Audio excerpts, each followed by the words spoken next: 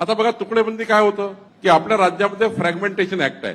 10,000च्या खाली तुकडा पाडू शकत नाही.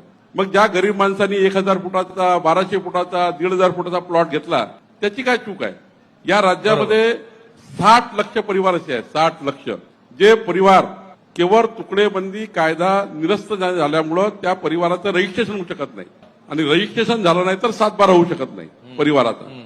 तर आम्ही निर्णय घेतला की ज्या ठिकाणी रहिवासी बेल्ट आहे, नगरपालिका असतील, महानगरपालिका असतील, ग्रामपंचायती असतील, या ठिकाणी स्थानिक प्राधिकरण असतील, पीएमआरडी असेल, एनएमआरडी असेल, एमएमआरडी असेल, या क्षेत्रामध्ये जे रहिवासी बेल्ट आहे, रिजनल प्लॅन प्रमाणे आपण जे गाव असतं गावाच्या बाजूला 200 मीटर पर्यंत आपण रहिवासी बेल्ट जाहीर करतो.